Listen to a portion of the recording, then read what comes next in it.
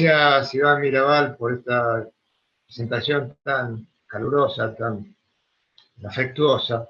El tema que vamos a considerar sinópticamente, brevemente, es el de acceso de tutela judicial efectiva en países del Mercosur, aunque tiene pretensiones de comprender tópicos centrales de la tarea judicial, también administrativa.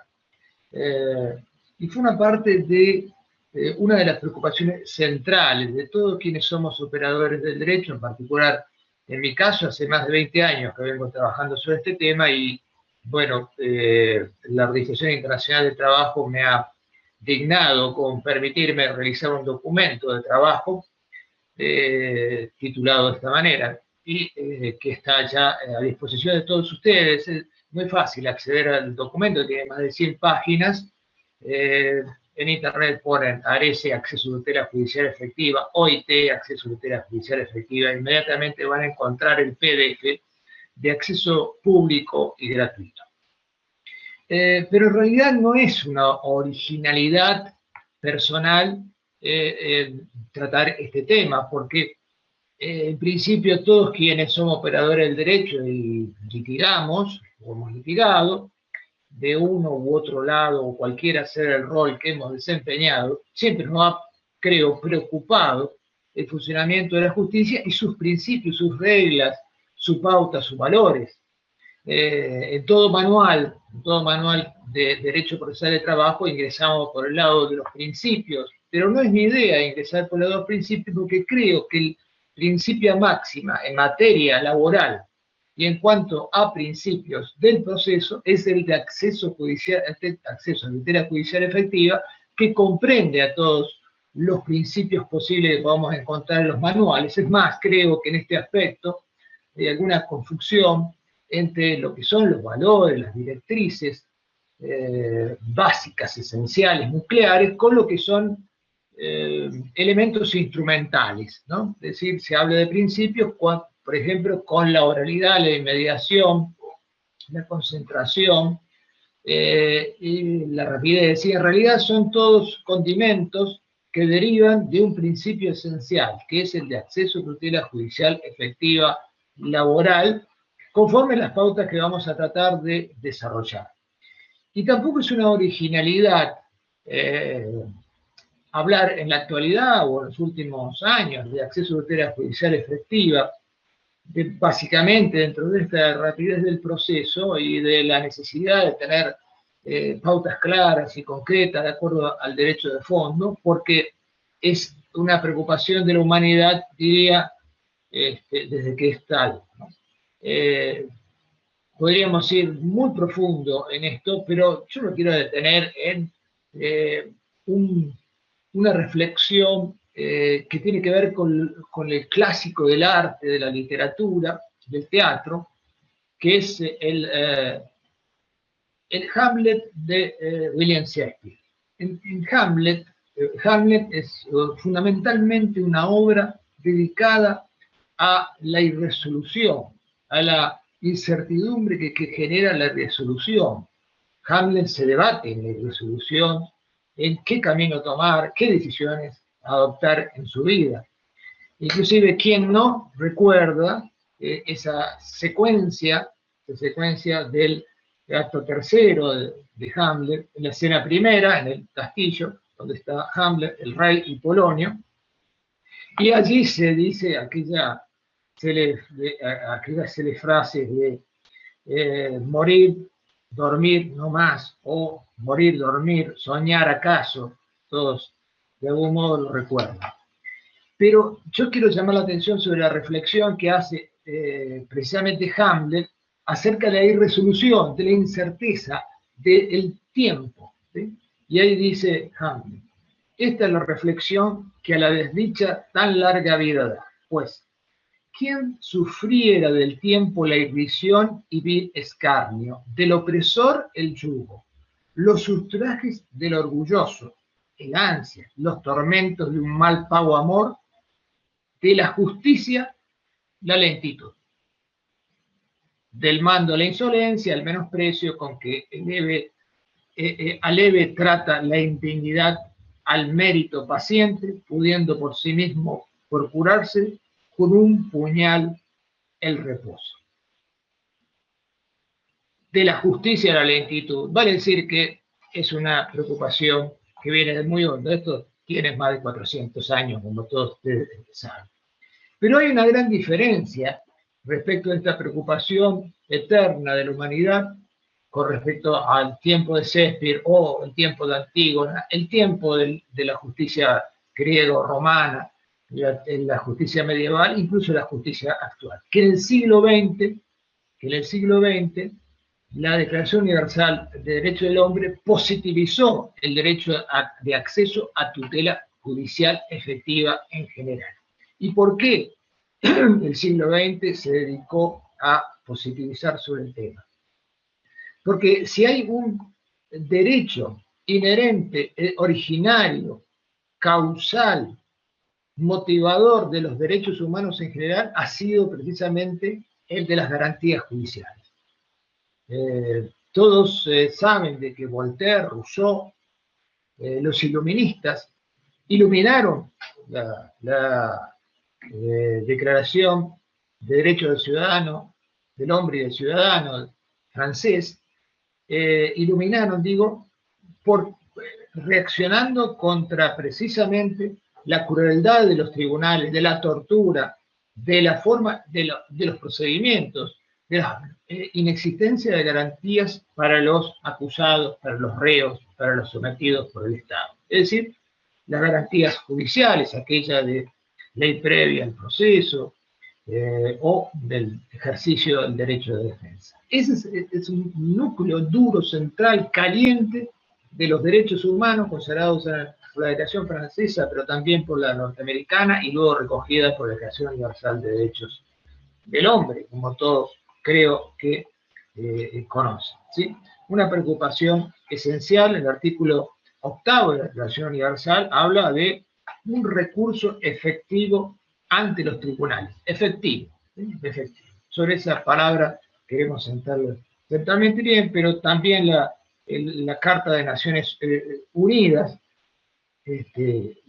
relativas a derechos humanos no ha honrado referencias, como es en los casos de las observaciones generales 18 y 23 del Pacto Internacional de Derechos Económicos y Sociales y Culturales, relativo al artículo 6 y 7 de este pacto, el Pacto Internacional de Derechos Económicos, Sociales y Culturales, acerca de las garantías judiciales para hacer efectivos, operativos, completos los derechos que consagran las normas de fondo. La Organización Internacional del Trabajo, cuando fue fundada en Versalles en 1919, en su constitución ya habla de la necesidad de una inspección eficiente para garantizar la plena operatividad de sus normas y el más reciente convenio, el convenio 190, podríamos hacer un repaso larguísimo sobre las garantías de operatividad judiciales y administrativas establecidas en diversas normas, pero el convenio 190 sobre violencia y acoso laboral, aprobado en 1919 y que 2019 y que comenzará a regir en pocos meses, en junio próximo, que tiene ya la ratificación de 4 países, entre ellos Argentina, que ha depositado el instrumento la semana pasada en la OIT y consecuentemente es el 4º país que lo ha ratificado. Digo, el convenio 190, su artículo 10 y en el artículo 14, la recomendación 206 que lo compone, incorpora diversidad de normas relativas a cómo operar con este convenio en el ámbito tribuналísimo, con la indemnidad de los actores, la indemnidad de los testigos, la posibilidad de readmisión de las víctimas de violencia y acoso, reparaciones adecuadas, inversión de la carga de la prueba. Vale decir que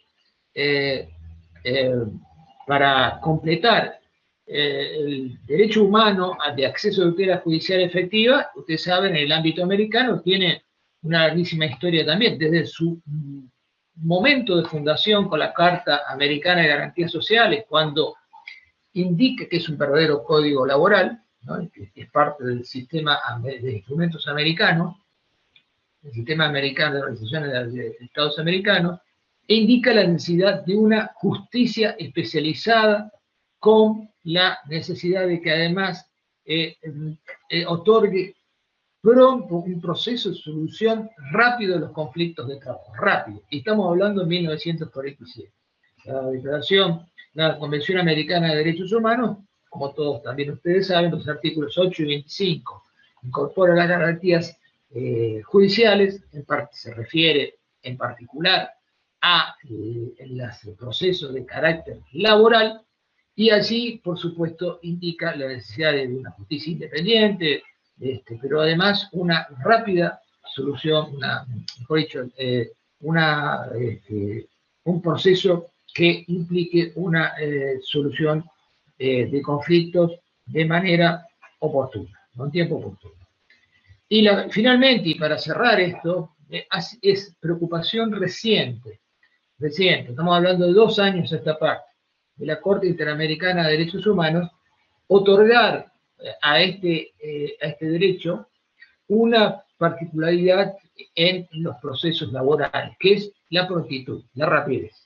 Argentina ha sido condenada en 3 procesos, en los casos Prechtel, Perrone y Spoltore, por la mora en la resolución del conflicto de carácter laboral. Esto sin perjuicio que la Corte Interamericana de Derechos Humanos, desde hace tiempo, desde Baena prácticamente hasta aquí, y en numerosos fallos que sería fatigoso aquí recordar, ha venido resolviendo casos laborales a través de precisamente la violación del derecho de acceso de tutela judicial efectiva, reitero, en ámbito laboral. Cierro entonces. Nosotros tenemos un derecho laboral de fondo a nivel supranacional, a nivel constitucional. Todas las constituciones latinoamericanas, en mayor o menor medida, tienen consagración incluso abundante de derechos laborales.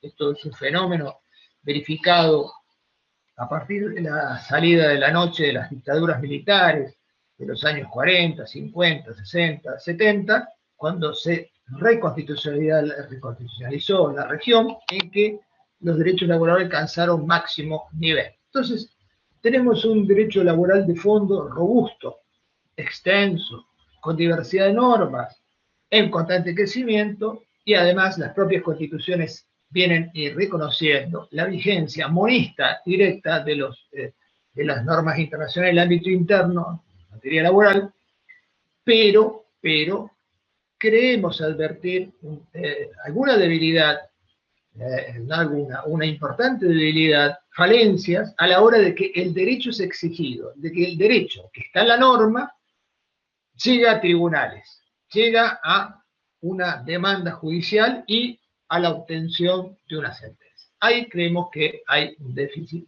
importante que está resguardado, que está considerado por el acceso a tutela judicial efectiva como un derecho humano laboral. ¿Qué hablamos? ¿De qué hablamos cuando hablamos de derecho de acceso a tutela judicial efectiva laboral? Bien, yo he elaborado un concepto que por supuesto trata de ser abarcativo de una serie de instituciones.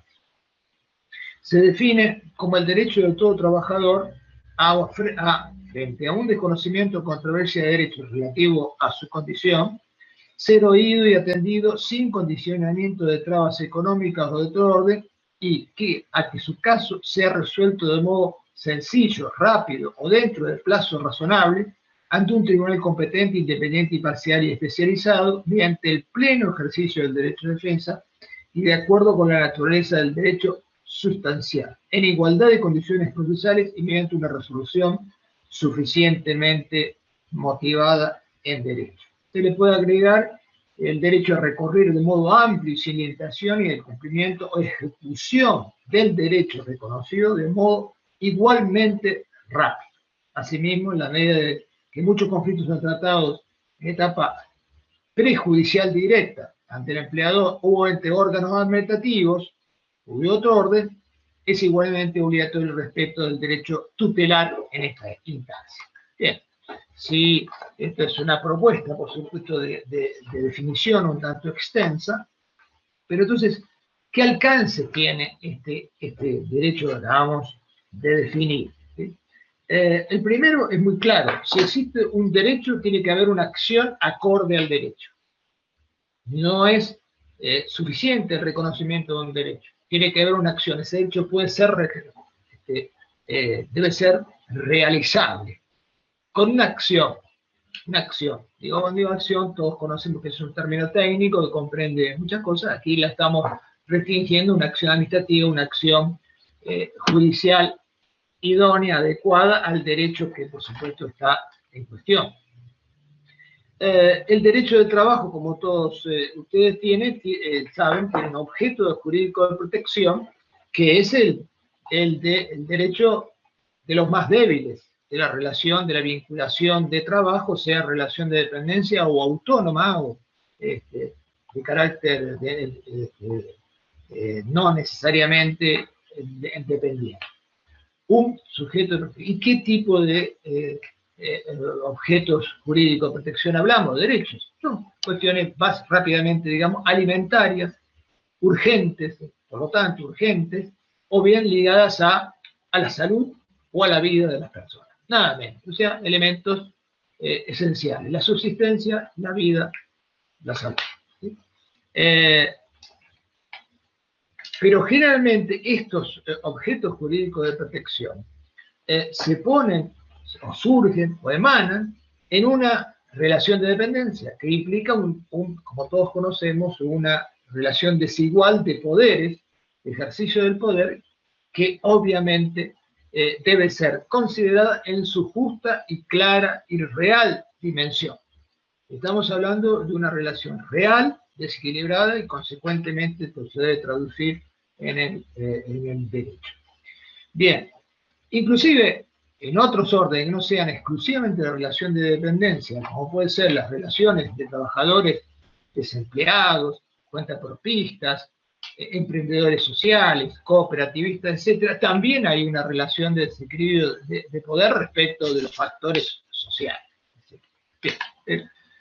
Consecuentemente, los alcances, los tópicos del acceso a la tutela judicial efectiva laboral son de que debe garantizarse el derecho reclamacional en principio, es decir, la posibilidad de ejercerlo ante el empleador en la vida pública o en los tribunales, por supuesto mediante sistemas de prevención como son la inspección, un derecho de acceso, de llegada a la acción, un derecho de forma y de fondo, perdón, de forma que tenga que ver con el derecho de fondo de que se trate y con los objetos jurídicos de protección, un tribunal o un órgano independiente, imparcial y especializado, y un proceso idóneo que necesariamente tiene que ver con esta cuestión de fondo. De tal manera que si estamos de acuerdo que estos son los atributos, la forma, los conceptos, las ideas que están detrás de la definición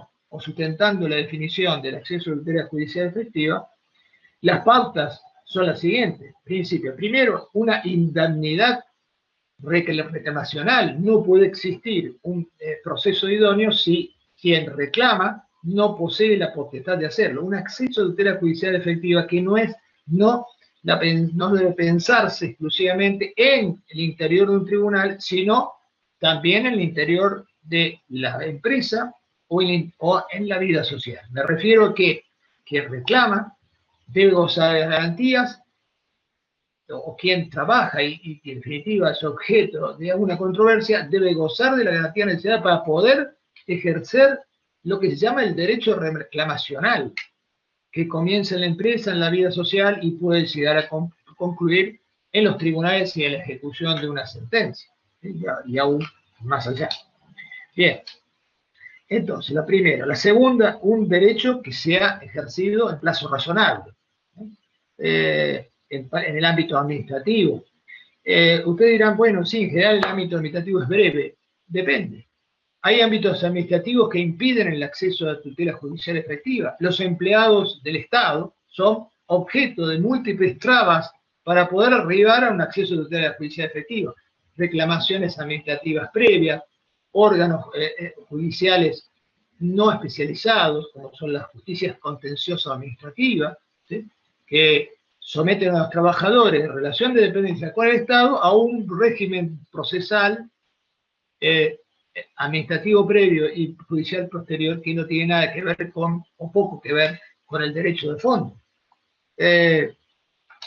Y fundamentalmente el ingreso, por supuesto, la facilidad de ingreso a la etapa judicial, sobre lo cual ya vamos a volver, pero una igualdad de armas, una igualdad de proceso, o si se quiere, dando vuelta el guante de esta idea,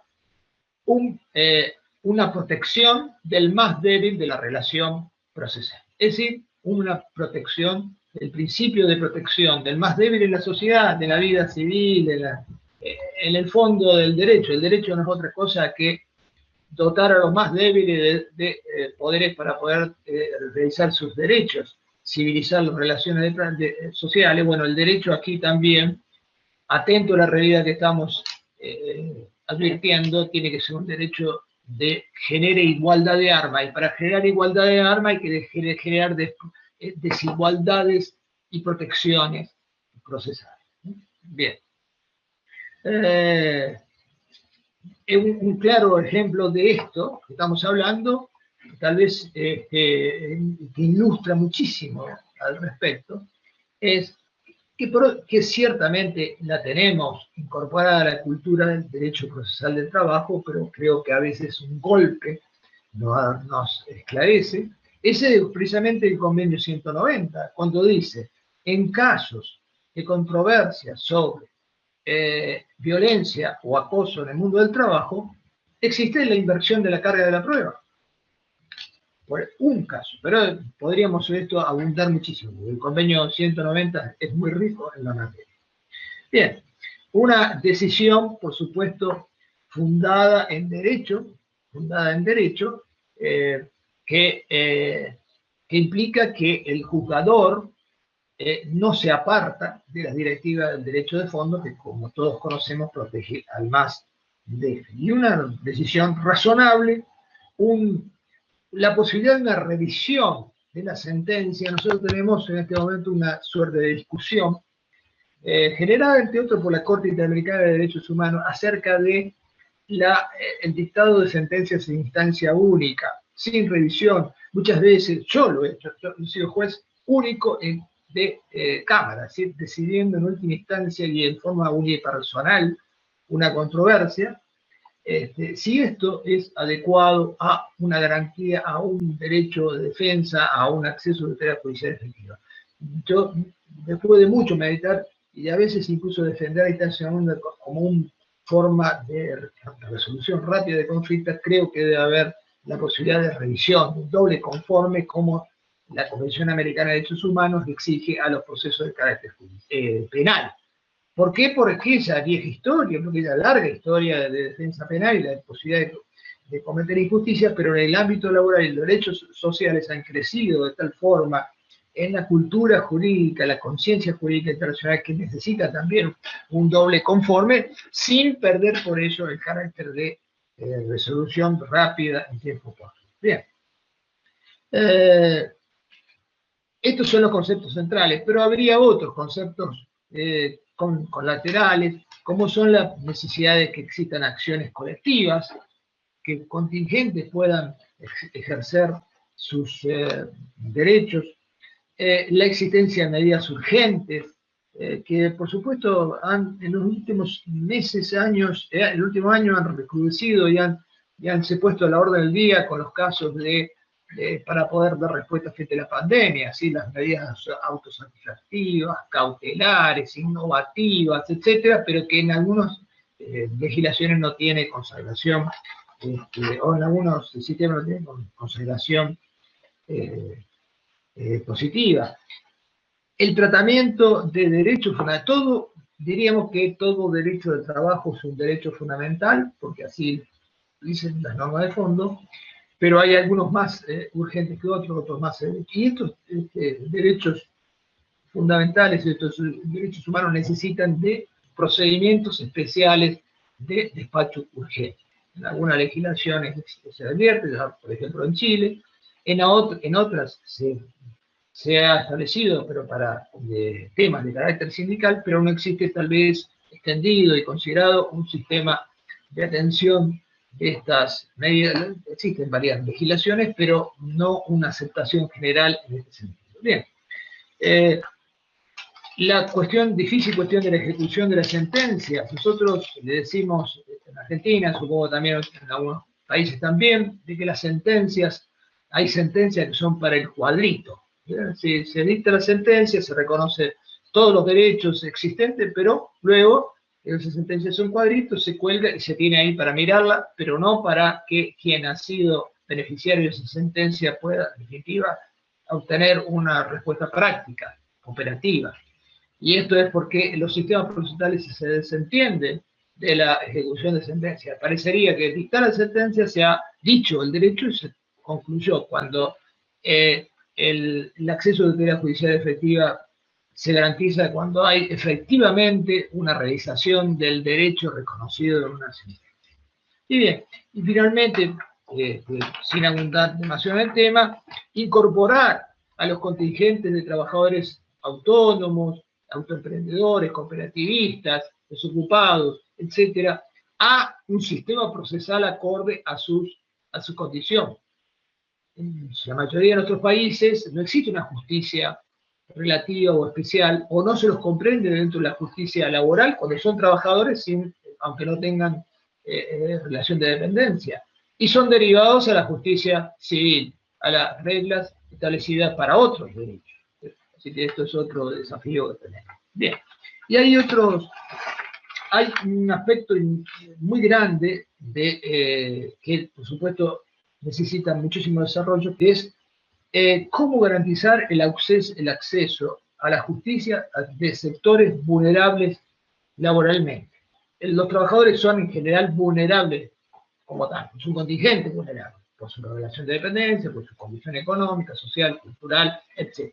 De hecho, partimos de un sector vulnerable. Pero existe una vulnerabilidad sobre la vulnerabilidad, o sea, un plus de vulnerabilidad cuando una persona es analfabeta y no entiende el lenguaje judicial o el lenguaje oficial, ¿no? Porque tiene otro idioma, porque tiene otra cultura. Es decir, el caso de las culturas de pueblos originarios, o aún trabajadores que tienen y han tenido un acceso al lenguaje, pero no lo comprenden en su realización prácticamente de la justicia.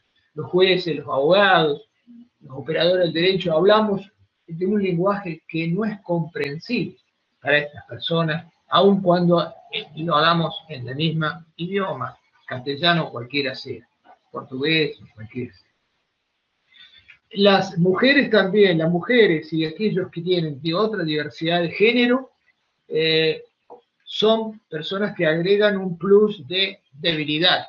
Mujeres con cargas de familia, muchas veces víctimas de violencia, de acoso, con dificultades de carácter económico, viviendo en lugares marginales, etcétera, tienen un plus de vulnerabilidad. Igual quienes tienen una elección, una diversidad de género y que necesitan de un tratamiento especial. De hecho, esto se ocupa parcialmente al menos el convenio 190 de la OIT.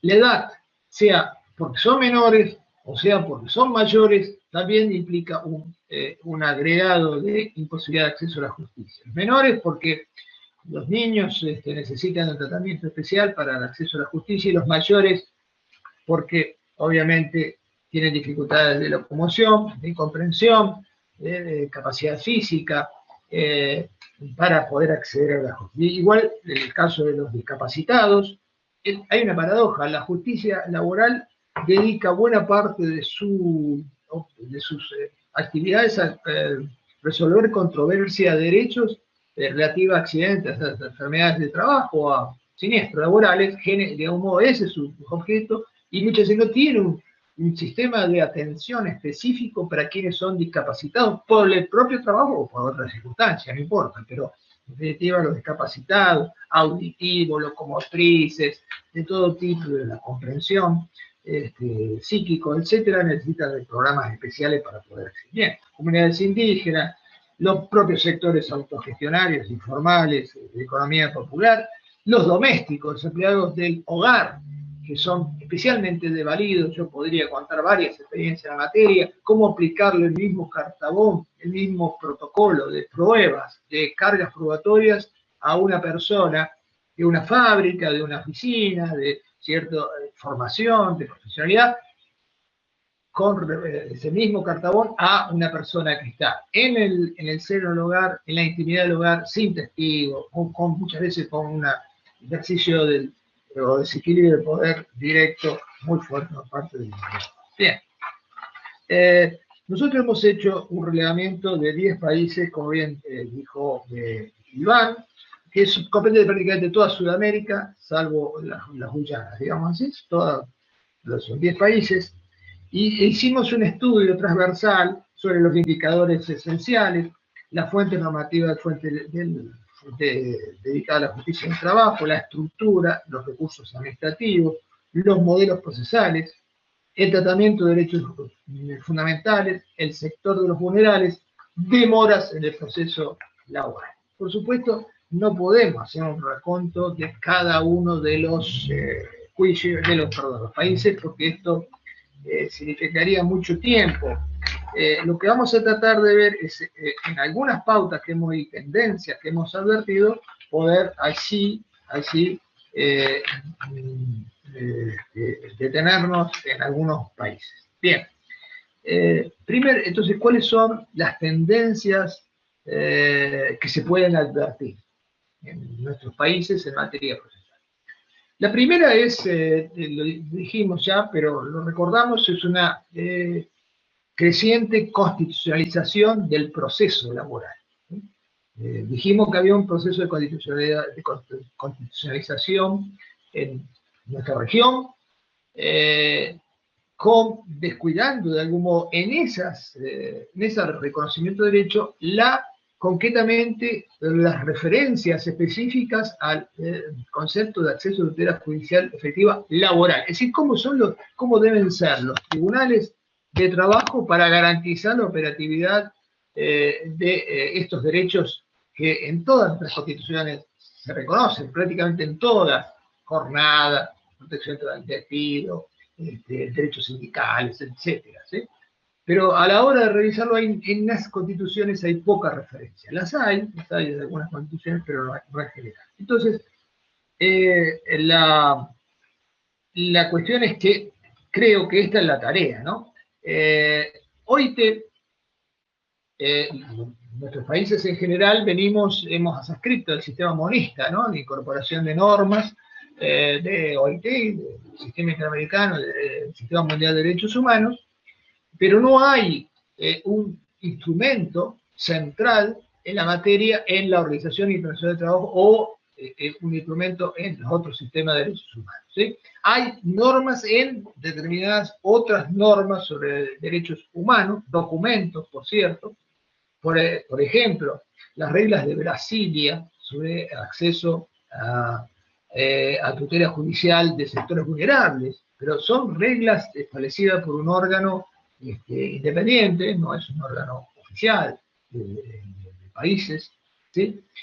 Para decir que este es un desafío actual, pero a su vez se nota el impacto cada vez creciente en el ámbito judicial, sea en la resolución de casos, sea en la propia aplicación de normas el acceso a tutela judicial efectiva. Por ejemplo, en la provincia de Buenos Aires, perdón, una aclaración, Argentina tiene un sistema federal, tenemos 25 justicias laborales, en realidad son 24 de provinciales más una de carácter nacional. Esta última, bueno, son todas justicia laboral y cada una tiene sus pautas. Por ejemplo, la modificación del Código Procesal de Justicia de la provincia de Buenos Aires incorporó el principio de progresividad, que está en el conjunto de normas de derecho supranacional a el proceso laboral, ¿sí? La necesidad de la aplicación de normas progresivas procesales, es decir, no volver hacia atrás en desmejora de derechos en el proceso. Es una novedad importante y yo pido que la anoten porque ahora vamos a seguir estudiando. Bien. En materia de prevención de conflictos y de administración de trabajo, allí tenemos un claro desequilibrio. Por ejemplo, y para esto, por supuesto que habría que hacer un estudio mucho más especializado y más, ¿no? Pero hemos tomado un indicador para darnos una idea de cómo estamos parados. Hay países como Chile, Uruguay, que tienen una cantidad de 0,6 inspectores por cada 100.000 trabajadores, ¿sí? 0,6, ¿sí? Y tenemos países como Paraguay o Venezuela que tienen 0,1 o 0,12 sería 0,1. ¿Sí? Argentina, Brasil, Colombia están entre 0,3 y 0,4 inspectores por cantidades. Y esto es un indicador, por supuesto, no es un indicador completo, pero es una luz acerca de cómo estamos en esta materia. Puede ocurrir que estos inspectores estén dotados de recursos necesarios, de carácter informático, etc., y pueda hacer una inspección mucho más eficiente que una multitud de inspectores, es cierto, pero la cantidad de cuadros que se destinan a la inspección de trabajo para garantizar in situ el cumplimiento de las normas ante un conflicto es un elemento esencial.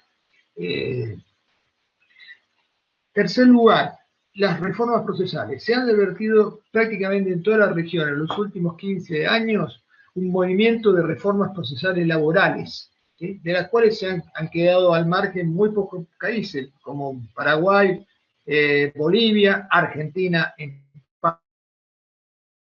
parte, digamos, recuerdo usted lo que decía, ¿sí? Pero en general se ha colocado en la agenda la necesidad de reformas, algunas de carácter profundísimo y estructurales, en Caladondo, el caso de Perú, el caso de Uruguay, el caso de Chile, y la de Brasil un poco, digamos también, ¿no? En Brasil el proceso de trabajo es de carácter federal, ¿no? A diferencia de otras justicias. Y esto significa una gran inversión, pero además es una justicia que hace ya casi 10 años, si no 10 años, está digitalizada, está despapelizada. Es un avance importante, el fenómeno que después, si tenemos tiempo, vamos a ver. Bien. Y esto está conectado justamente con las nuevas tecnologías incorporadas a los procesos de trabajo. Todos, en menor medida, y en particular del año pasado, hemos ingresado atropelladamente, incluso obligadamente, al manejo de nuevas tecnologías, y esto es una prueba de ello, ¿no?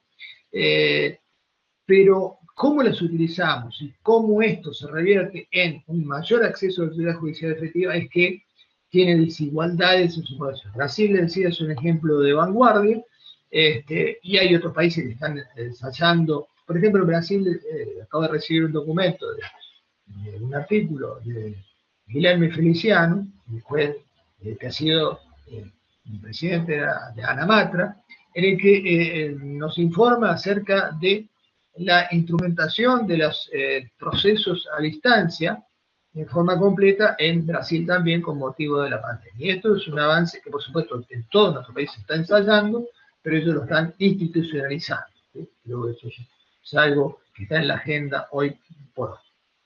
Hay países, en cambio, que se siguen manejando, países, en este caso provincias, que se siguen manejando con el viejo papel decimonónico, con procesos antiquísimos, sin que, en algunos casos, el año pasado, paralizadas completamente la justicia a la espera de las vacunas para poder dictar nuevamente sentencias, lo que obviamente genera mucho atraso. Bueno, voy a acelerar un poquito, voy a resumir.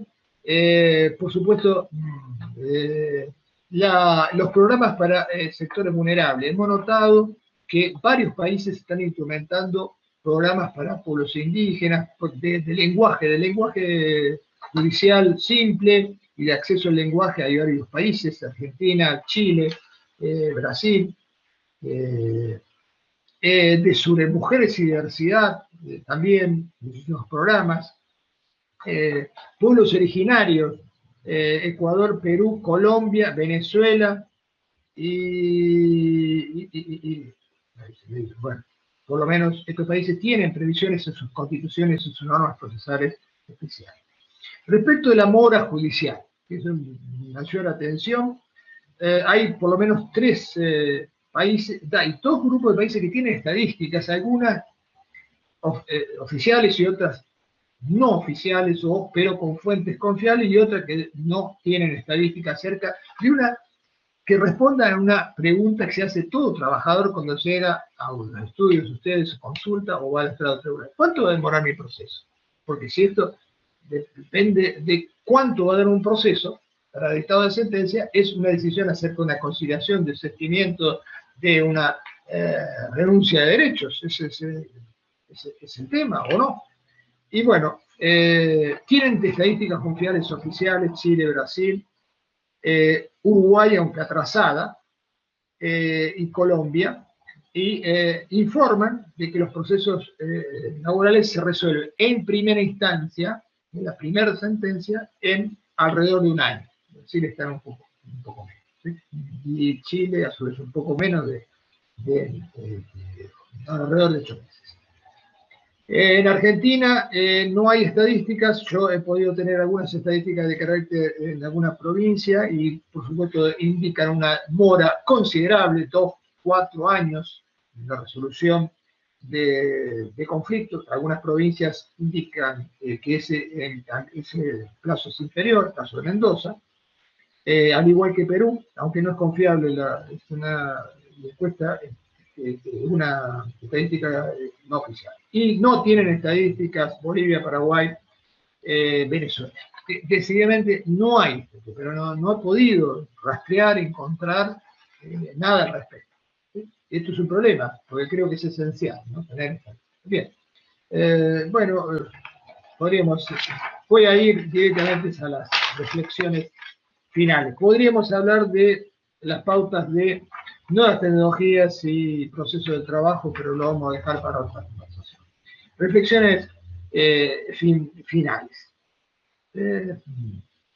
En Sudamérica nosotros vivimos emergencias institucionales, dictaduras concretamente, y que desembocaron en un proceso de constitucionalización creciente y fructífero, de incorporación de normas, de monismo en materia de normas internacionales, pero creo que ahora viene el despliegue precisamente de la operatividad de estas normas y de asegurar su vigencia efectiva. Ese es el desafío. La justicia del trabajo requiere para su modernización, para hacerla idónea, para hacerla efectiva, para que dicte sentencias en tiempo oportuno, para ser en definitiva eficaz. No estoy hablando de imparcialidad, que sería otro problema, y de independencia, que tendríamos que tratarlo en otro momento. Necesita de inversión.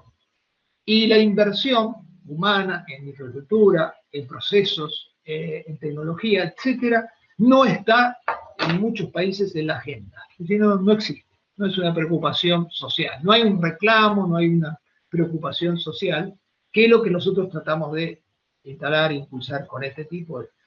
Obviamente, a la hora de invertir entre salud, educación, seguridad, etcétera, y justicia, muchas veces se prefiere, pero creo que esto es el rol nuestro, ¿no? El poder pelear para que esto sea así, ¿sí?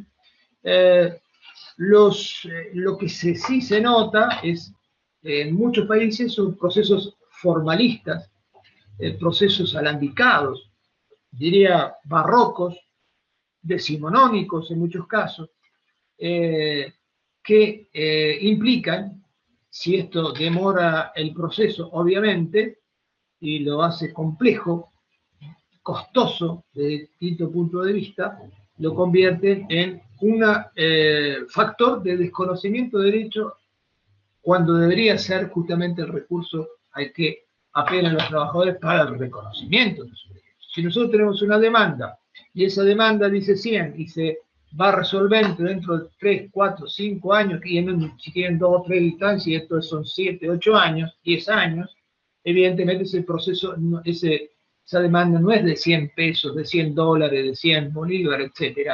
En realidad es de mucho menos, porque en el camino quien va a perder es el trabajador, va a renunciar, va a conciliar, va a desistir, etc. Vale decir que esto genera, obviamente, malestar, desconfianza en las instituciones, genera, bueno, cada uno que resuelva los conflictos como pueda. En definitiva, conspira contra la paz social y contra la justicia. Las nuevas tecnologías implican, y esto sí, esto es un fenómeno que se está viendo rápidamente en nuestros países, la digitalización, la despartalización, la telejusticia, la recepción de audiencia de distancia, una cierta simplificación, un grado de abreviación y la posibilidad de acceso a tutela de trabajadores y de otras personas que estaban distantes de los propios tribunales. Pero también es cierto que la brecha digital, la ruptura, el grueso abismo tecnológico que existe en nuestras sociedades también se ha ensanchado, con lo que hay sectores y contingentes que quedan definitivamente alejados del acceso al conocimiento siquiera de los recursos tecnológicos. Por eso es otro tema, un abismo a completar. Bien. Y finalmente la creación de instrumentos y procedimientos específicos que nos lleven a completar esta ardua tarea de acceso a tutela judicial. En síntesis, el trabajo y la justicia están obviamente unidos y van de la mano, o deberían ir de la mano. Si el trabajo no es protegido, si el trabajo no tiene posibilidad de una operatividad real en el ámbito administrativo, judicial, el trabajo y la relación de dependencia se convierte no en un derecho y un motivo de dignidad, sino al contrario de un escenario de indignidad y de inequidad. ¿Sí? Yo quería recordar, como estamos hablando para muchos países de Latinoamérica, que en quechua, o sea, una de las culturas predominantes de nuestra región al menos, se habla de la maquilla, la masula, de la masúa. Es decir, se entiende como principios de vida, no de derecho de vida, el no ser ocioso, es decir, trabajar, no mentir, no robar. Bien, esto es lo que tenemos instalado en nuestra cultura. Bueno, si no hay que ser ocioso y trabajar, lo que corresponde a una sociedad es responder adecuadamente al trabajo y darle su dignidad en derechos y en acciones. El trabajo y derecho, en definitiva, son hermanos en la vida social y en la vida cultural. Muchas gracias.